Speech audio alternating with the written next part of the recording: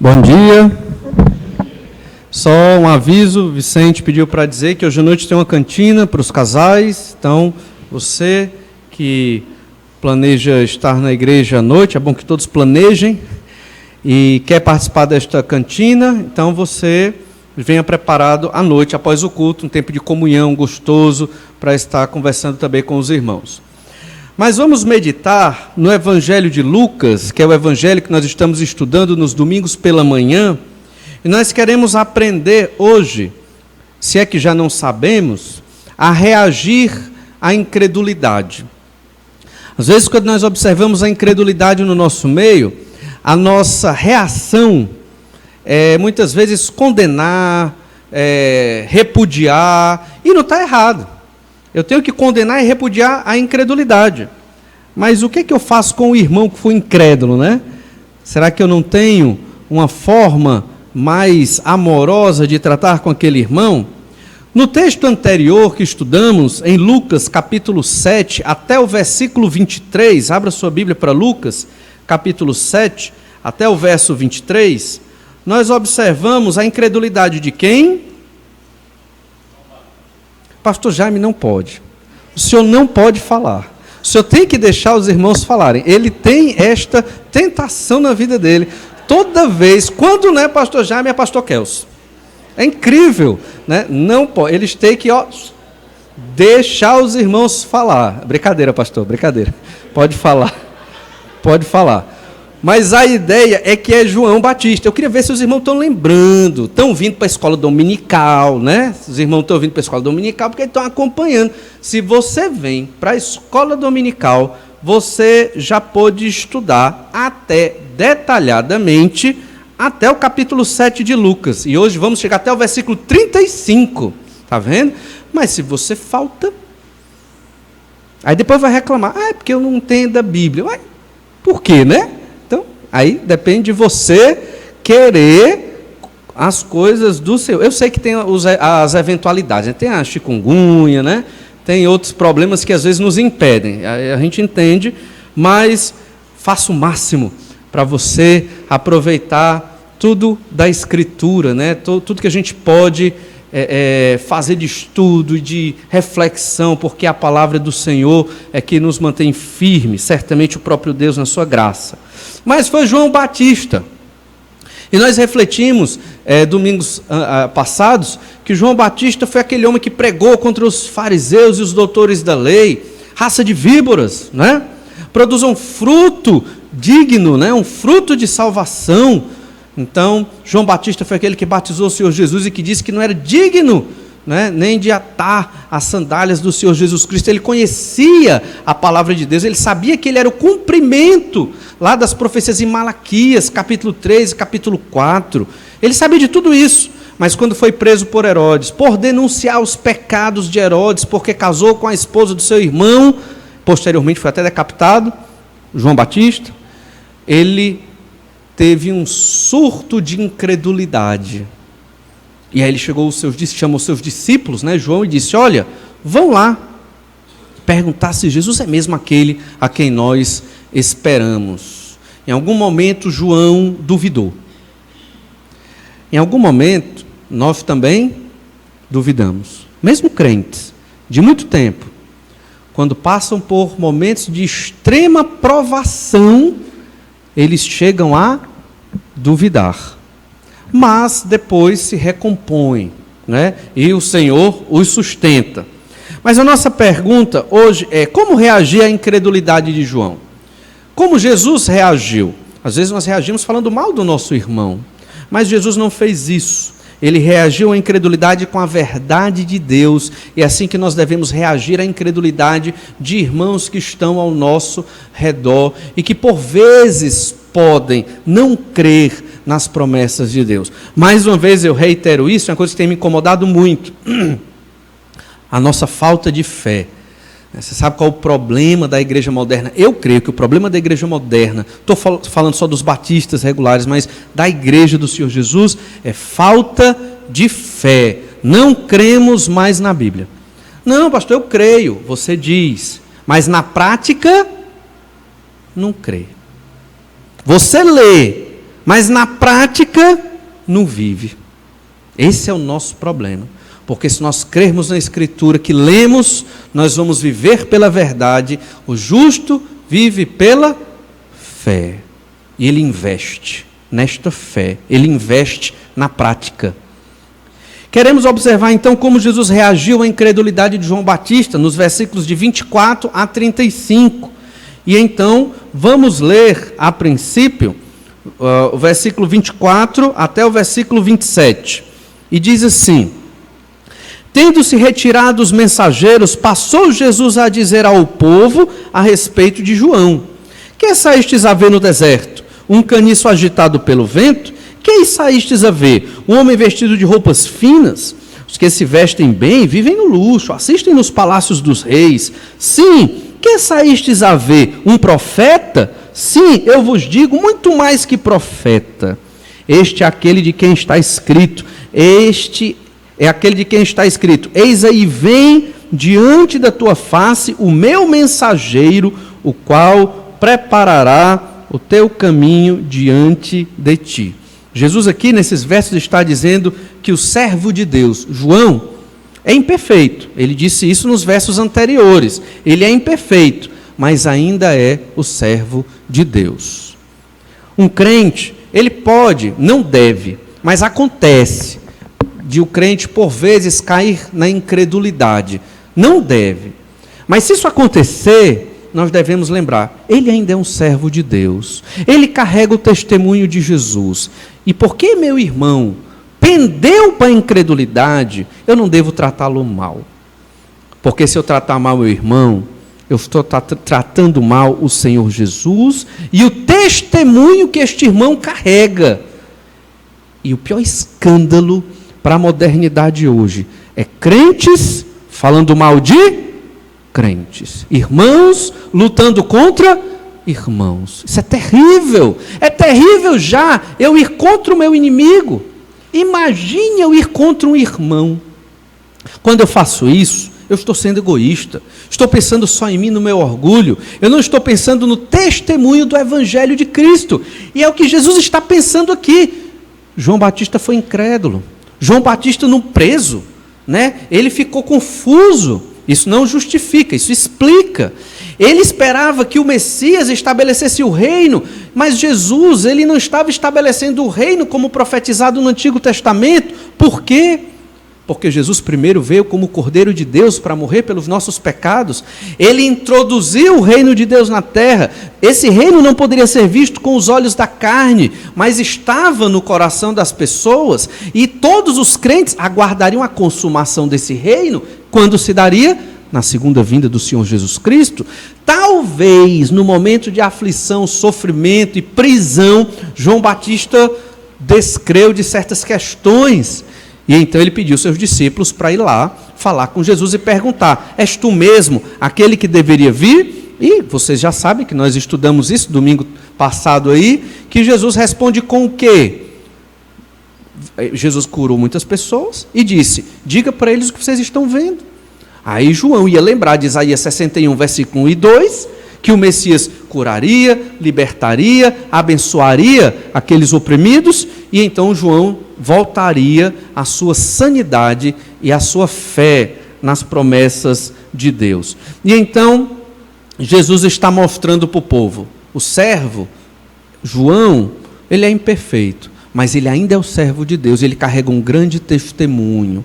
E então o Senhor Jesus, ele tentou remediar o testemunho de incredulidade de João Batista perante os judeus e os outros discípulos.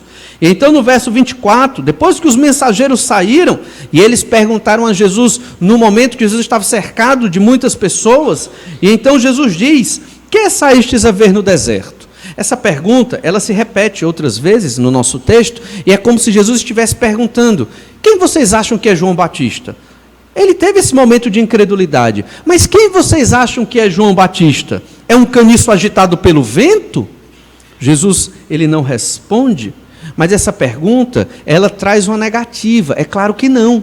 Jesus não João não é um caniço agitado pelo vento. O que é um caniço agitado pelo vento? É uma vara agitada pelo vento, que não tem firmeza.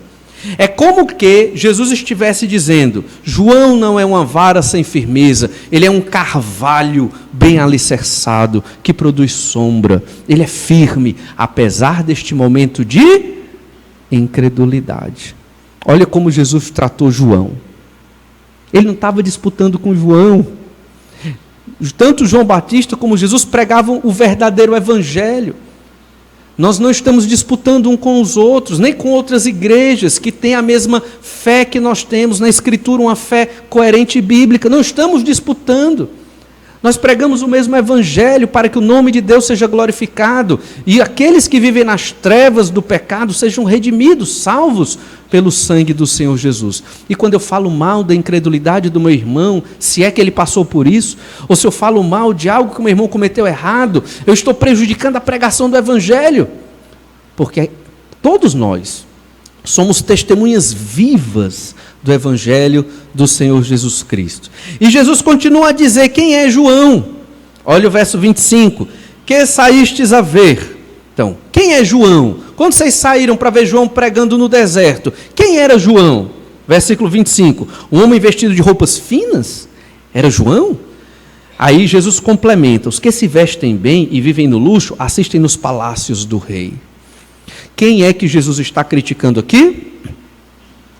Os falsos religiosos da época, que para vestir roupas finas e estar nos palácios das autoridades romanas, negaram o nome do Senhor Jesus Cristo. Negaram a verdadeira doutrina do Antigo Testamento. Quem eram os sacerdotes?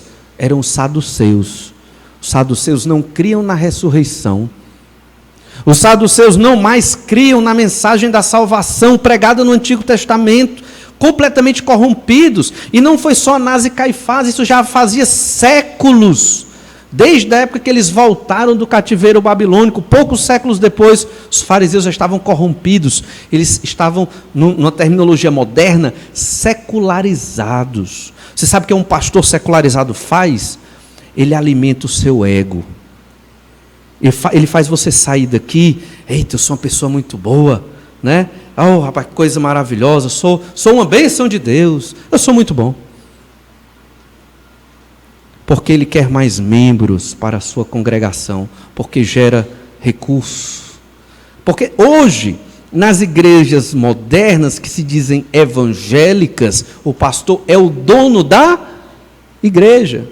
E o recurso vai para ele mesmo, não é verdade? Ele que administra muitas vezes e ele que investe na própria igreja. É diferente de uma igreja fundada num sistema bíblico, congregacional, onde a assembleia se reúne periodicamente para aprovar os orçamentos da igreja. E você que é membro desta igreja, parêntese, e não vem para estas assembleias, você está se furtando o direito de participar de decisões importantíssimas. E se você não vem para a assembleia, depois não reclame das decisões tomadas pela assembleia da igreja. Fecha parêntese. Jesus está dizendo que João, ele não se corrompeu com os religiosos do primeiro século, nem com os fariseus, nem com os saduceus, nem com os sacerdotes. Ele se manteve íntegro à pregação do Antigo Testamento, pregando da salvação no Messias. E ele foi além, porque ele disse que o Messias era Jesus. Por que João Batista se vestia com pelo de camelo? Você sabe por quê? Olha, lá em Mateus 3, versículo 4 diz: usava João vestes de pelos de camelo e um cinto de couro, a sua alimentação era gafanhotos e mel silvestre. Por que João o Batista escolheu uma vida tão simples? Você lembra de Eliseu? Você lembra quando Naamã, homem rico, veio com uma grande comitiva, com muito ouro, muita prata, muitos presentes? Ele foi fazer o que lá em Israel? Cura para a lepra que ele tinha, não é verdade? E então ele foi lá na casa de Eliseu. Eliseu recebeu? Nem o recebeu. Você sabe por que Eliseu não o recebeu? Porque Eliseu não era curandeiro. Eliseu era um profeta de Deus. Não foi por orgulho, não. É porque Eliseu queria mostrar a Naamã que o Deus de Israel é o único Deus. Se Eliseu fosse mercenário, como foi o seu auxiliar Geazi, Ele tinha recebido aquele ouro e aquela prata, mas ele não queria, ele vivia numa casa simples ali no canto dele. Porque Eliseu não se corrompera com o reinado de Jorão, que estava vivendo em corrupção e idolatria contra o Deus de Israel. Irmãos, hoje não mudou muito, como na época de João Batista não mudou.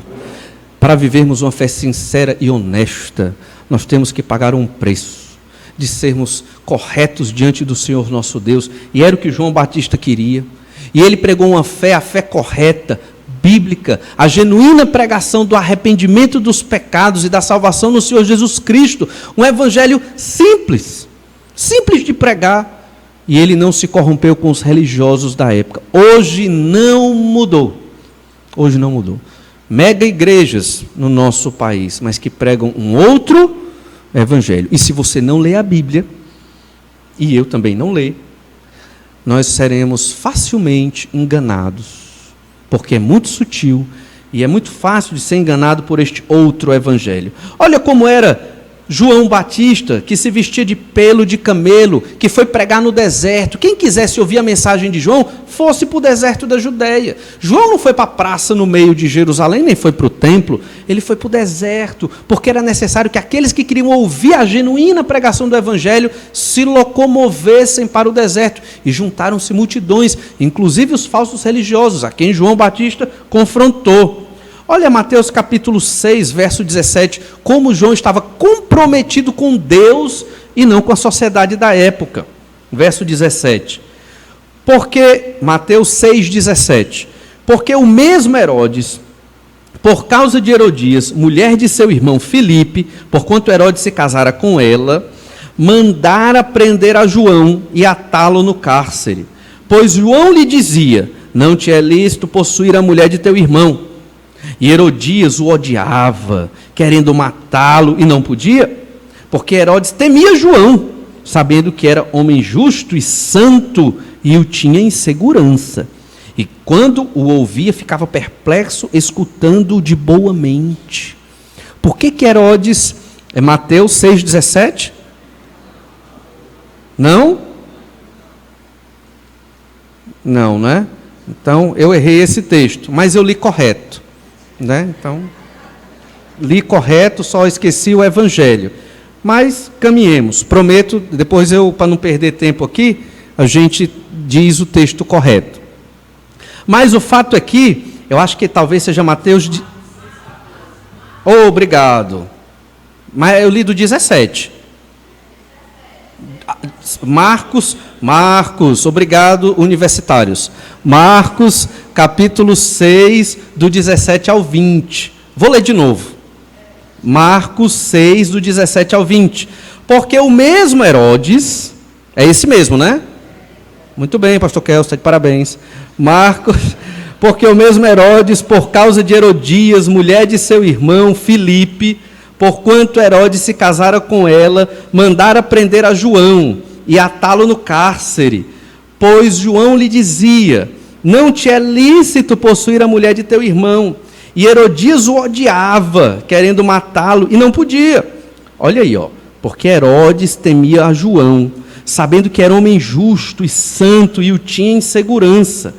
E quando o ouvia, Herodes ficava perplexo, escutando de boa mente. Agora sim. Por que Herodes escutava João de boa mente?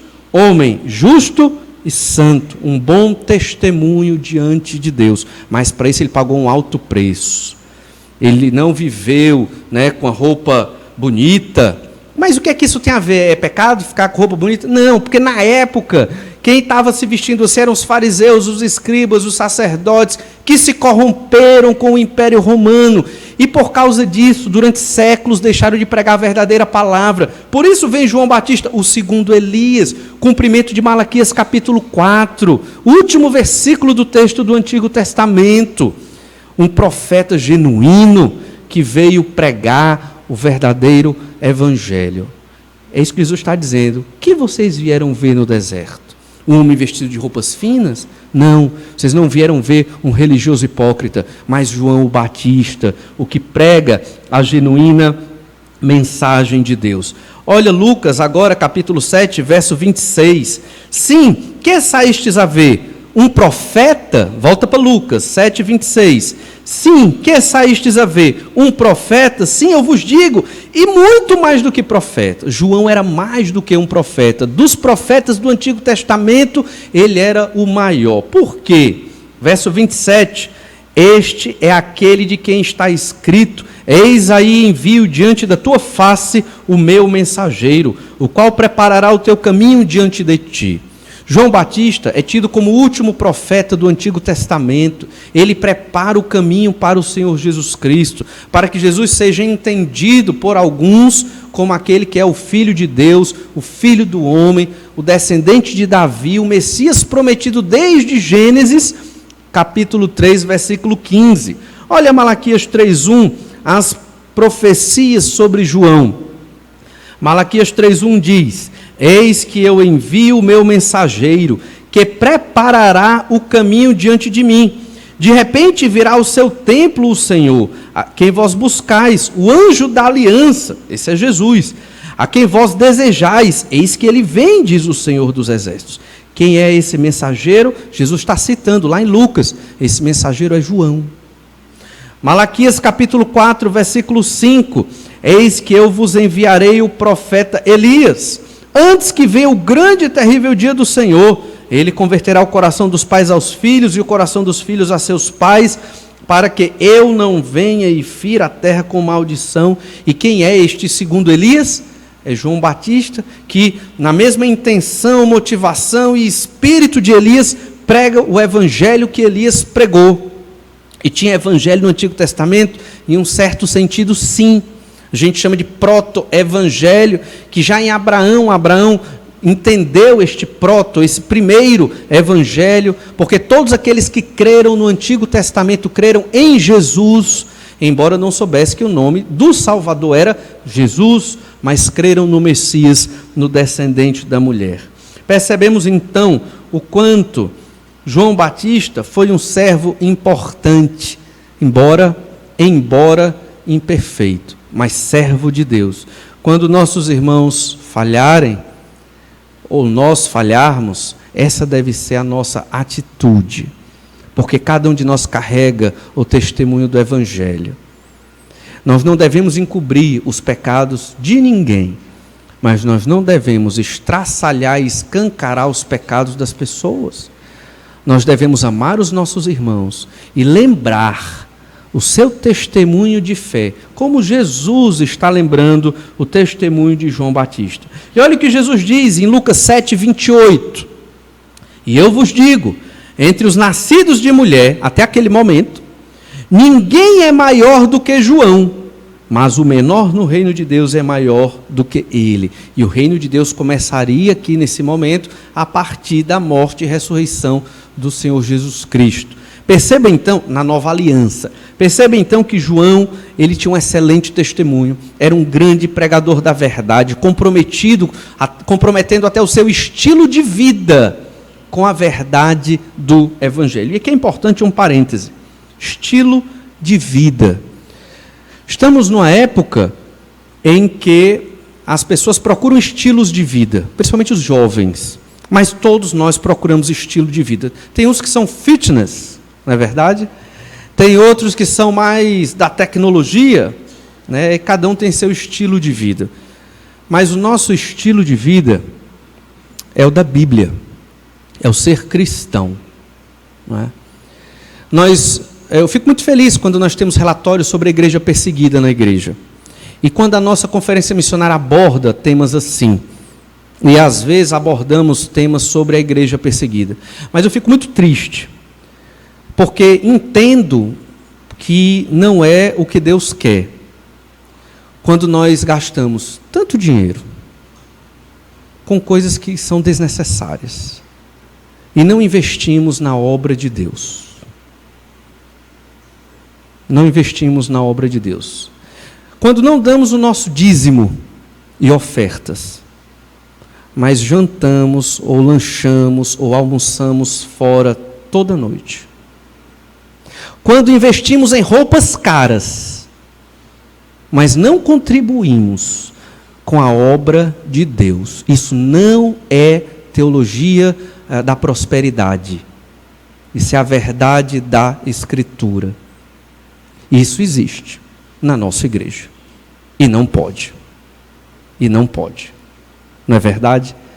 Isso é incompatível com o estilo de vida de cristão.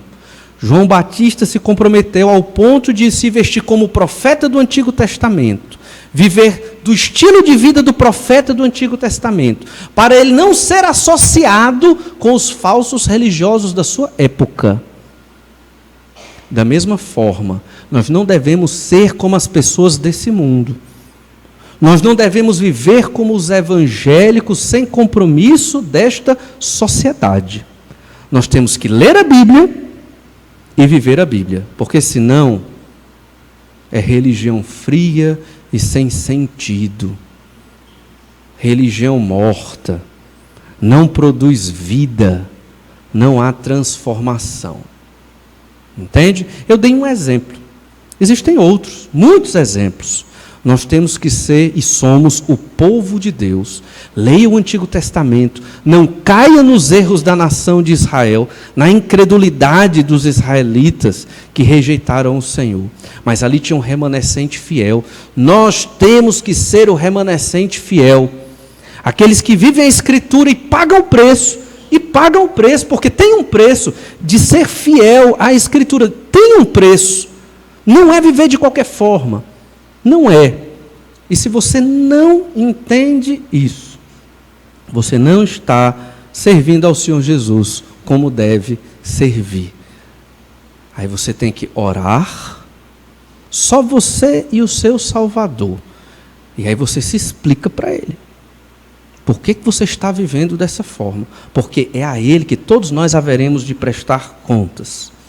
Jesus, ele então fala assim de João Batista, mesmo ele tendo sido incrédulo. Mas Jesus mostra o quanto João deu um excelente testemunho. Da mesma forma, temos que dar este excelente testemunho. Ainda uma segunda implicação está aqui. Um segundo ensino de Jesus sobre o servo fiel, que apesar da sua incredulidade, ele tem um excelente testemunho. Agora, vamos ver não sobre João Batista, mas sobre aqueles a quem João pregava. Dentre o povo, há os que creem e os que rejeitam a Jesus. Essa é uma segunda implicação dessa história sobre João Batista. Dentre o povo, há os que creem e os que rejeitam a Jesus. Isso é muito comum.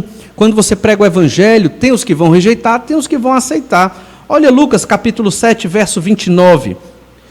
Todo o povo que o ouviu, e até os publicanos, reconheceram a justiça de Deus, tendo sido batizado com o batismo de João. Jesus ainda fala de João, e ele está agora dizendo os resultados do ministério de João. E quando João pregava, muitos se converteram, vários se converteram, reconheceram a justiça de Deus. Publicanos, quem eram publicanos? Judeus que cobravam imposto para os romanos, eram traidores da sua própria pátria, mas tinham se convertido e foram batizados por João. Mas no verso 30 diz também, mas os fariseus e os intérpretes da lei rejeitaram a pregação de João. Quanto a si mesmos, o desígnio de Deus, não tendo sido batizados por ele. Olha quem era João, aquele que pregava a mensagem correta de Deus. Ele não queria arregimentar um grande número, ele queria pregar a mensagem correta de Deus. E como foi que ele pregou?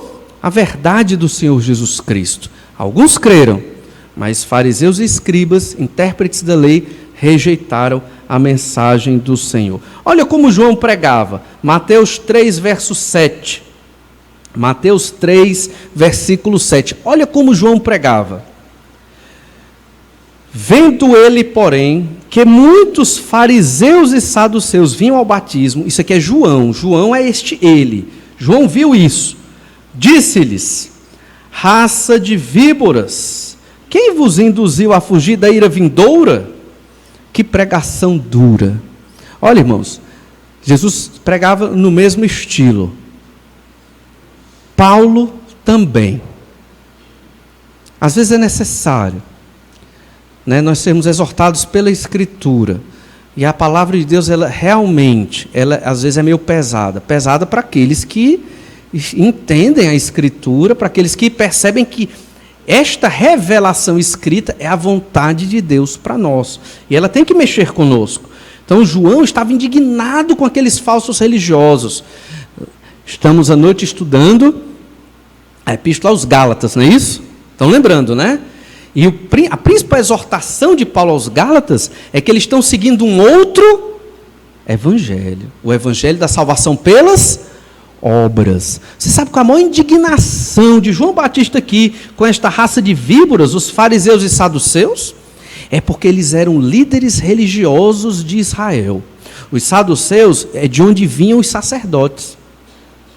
E estes líderes, o que é que eles ensinavam? Era a salvação pregada no Antigo Testamento por Elias, por Eliseu, por Moisés e por outros? Era não. Era salvação por obras. Por isso João estava indignado, por isso João os chamou de raça de víboras. Vocês vão para o inferno. Aqui não é mais João, o que eu vou dizer. Vocês, Jesus criticando em Mateus 23, vocês não somente estão indo para o inferno, como estão levando outros. É toda religião que prega salvação por obras, que é toda religião, exceto as igrejas que proclamam a salvação somente pela fé no Senhor Jesus Cristo. Estas sim pregam o genuíno evangelho. Olha o verso 8. Produzi, pois, frutos dignos de arrependimento. Na prática, estes religiosos não tinham frutos de arrependimento. Hoje à noite, nós ainda vamos estudar Atos, capítulo 3. Lembram que nós não terminamos domingo passado? Então temos o compromisso de terminar hoje.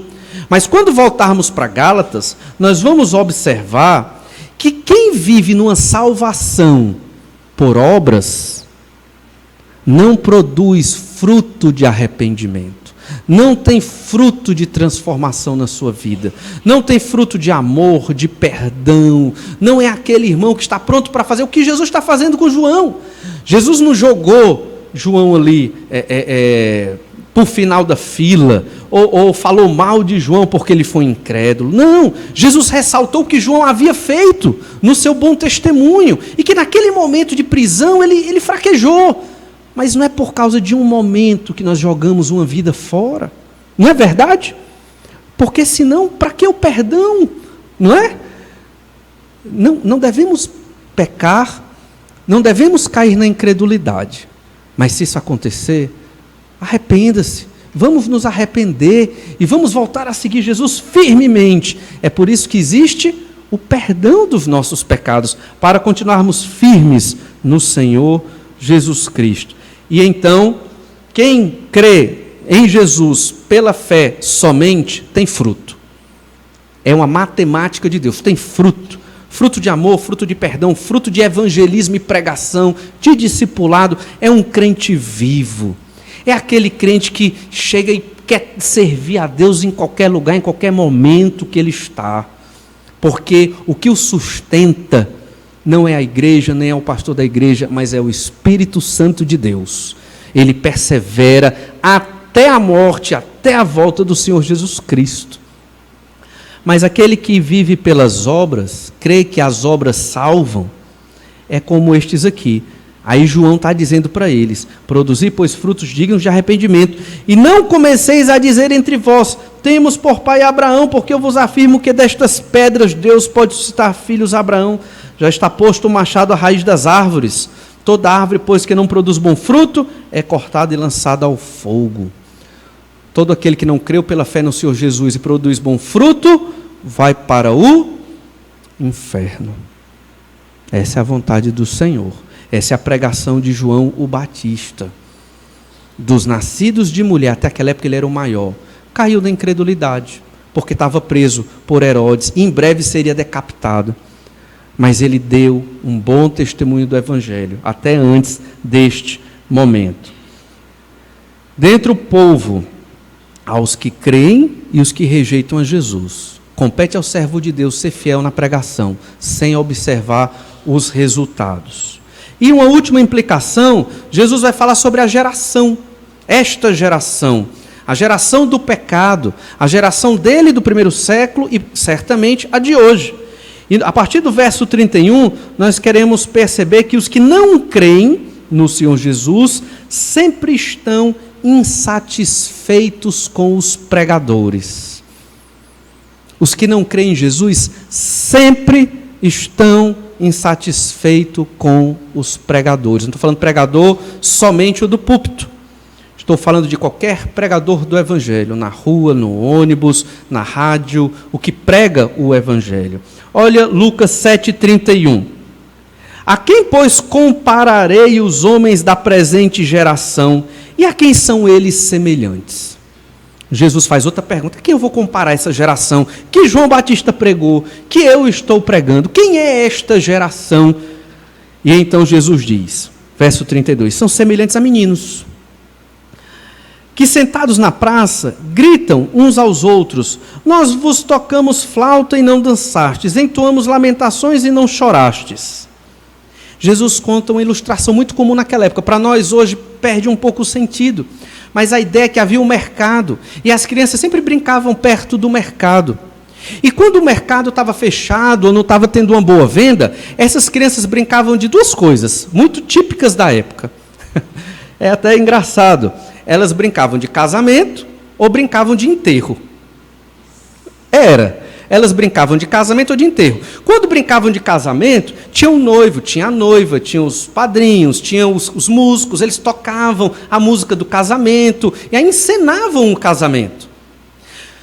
Mas sempre tem aquela criança que é do contra, não é verdade? Está todo mundo brincando, gostando da brincadeira do casamento, aí a criança do contra chega e diz assim, eu não gosto de brincar de casamento não, eu quero brincar de enterro, ver o morto ali, né? Vamos escolher um morto, escolhe um morto. Quem é que vai tocar? Quem são as carpideiras que vão estar chorando? Quem vai celebrar, né, os 7 dias de velório deste morto? E aí as crianças que brincavam de casamento ficam meio chateadas e começam a brincar de velório.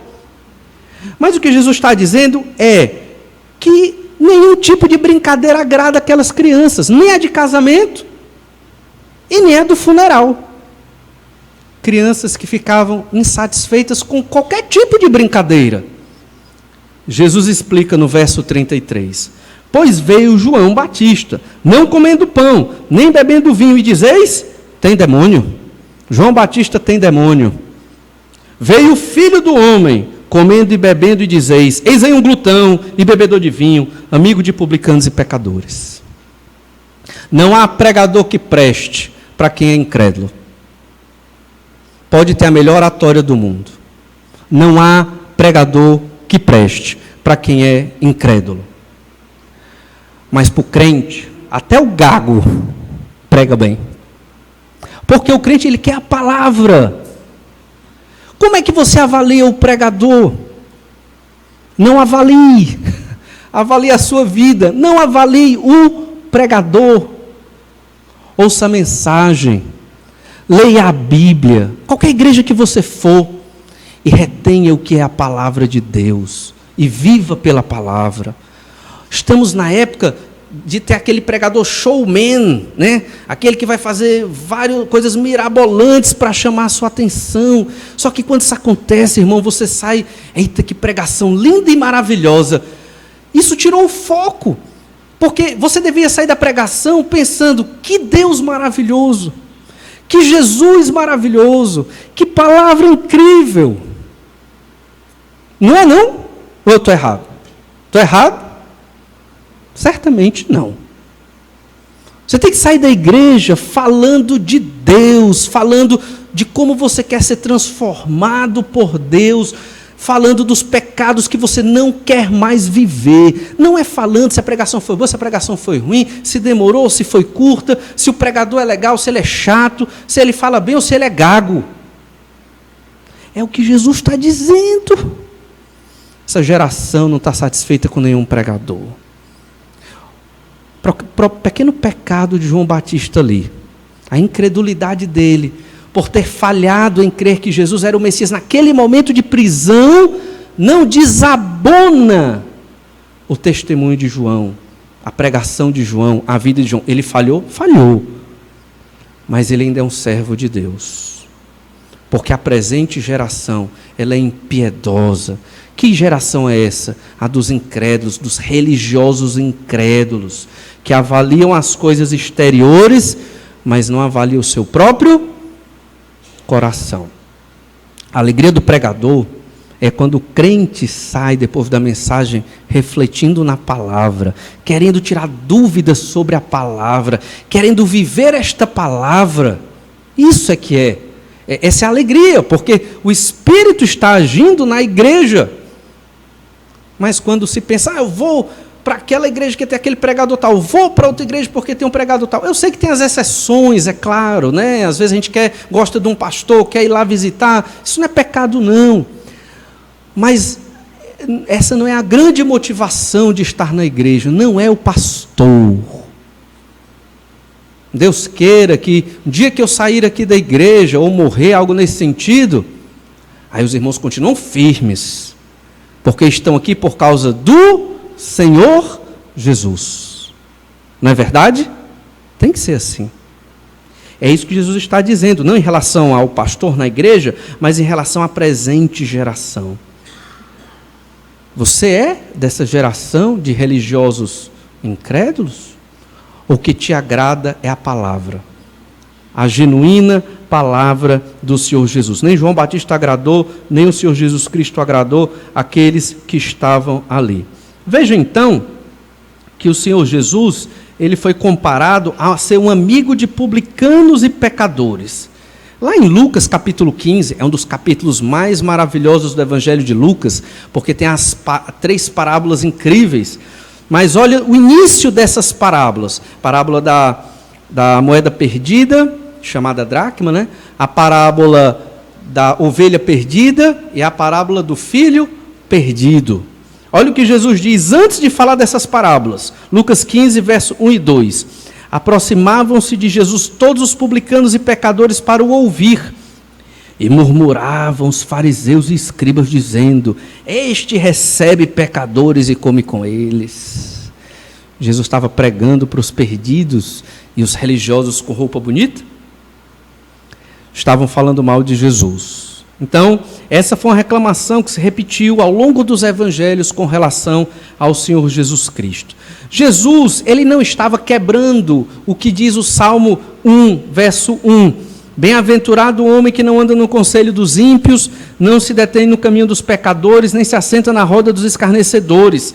Antes o seu prazer está na lei do Senhor, e na sua lei medita de dia e de noite. Jesus não estava sentando na roda dos escarnecedores para pecar. Jesus estava com os pecadores para levar salvação. Nós temos que saber dividir as coisas. O crente, ele pode estar com o pecador para levar salvação, para dar testemunho da palavra de Deus, não para escarnecer com os pecadores. Jesus não estava pecando com eles, mas Jesus estava anunciando a verdade do Evangelho.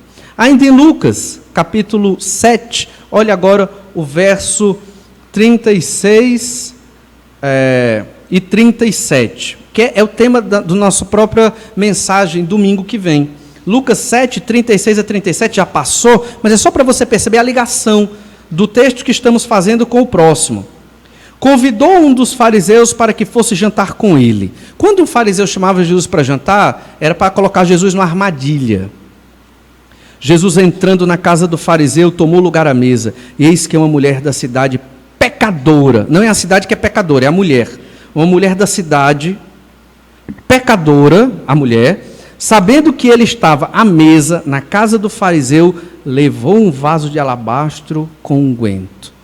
E Jesus permitiu que aquela mulher chorasse nos pés dele, colocasse o perfume nos pés dele e estivesse ali com Jesus. Jesus recebia os pecadores. E na casa de um fariseu, aquele fariseu estava escandalizado como Jesus permitia uma meretriz tocar nele. Mas, irmãos, o verso 35 diz: a sabedoria é justificada por todos os seus filhos. João Batista, ele pregou. João Batista, ele pregou e levou muitos ao Senhor Jesus. É fato que caiu nesta incredulidade, mas provavelmente retornou à fé firme no conhecimento do Senhor Jesus Cristo. Não é por causa de um deslize que se joga fora toda uma vida. Aprendemos a reagir à incredulidade com a verdade de Deus pregada pelo Senhor Jesus Cristo. Vimos que o servo de Deus é imperfeito, mas ainda é servo de Deus. Vimos que dentre o povo há os que creem e os que rejeitam a Jesus, mas o servo de Deus prega a palavra. E que os que não creem sempre estão insatisfeitos com os pregadores. Veja como Jesus reagiu e edificou o povo, mesmo depois da incredulidade de João. E no próximo texto, ele vai receber uma prostituta para falar da mensagem de salvação para ela. Que crente nós somos? Somos o crente que quando nosso irmão peca, nós ajudamos a afundar, criticando-o cada vez mais, empurrando-o para longe? Ou somos aquele crente que ajuda, que está junto, mesmo quando o nosso irmão cai, vacila, e que apesar do vacilo do nosso irmão, nós tentamos sempre retirar aquilo que aquele irmão fez de bom testemunho para a edificação da igreja e para a pregação aos perdidos. É muito claro que foi isso que Jesus ensinou. Então vivamos deste modo, não como esta geração incrédula, mas como foi João Batista e o próprio Senhor Jesus. Vamos orar, pedir que o Senhor nos transforme um pouco mais. Pai, nós precisamos de Ti cada vez mais. Precisamos que o Senhor nos guie para longe desta incredulidade. Se João, grande pregador, temente a Ti, de uma vida tão comprometida, caiu nesta incredulidade, quanto mais nós. Ajuda-nos, Senhor Deus, a sermos servos fiéis, como foi João, e ficarmos longe de pensamentos assim. Capacita-nos, Senhor Deus, a estarmos sempre pregando a verdade, ajudando uns aos outros a testemunhar do Teu Evangelho de modo maravilhoso, para que o Senhor seja glorificado. É o que nós te pedimos, no nome do Senhor Jesus. Amém.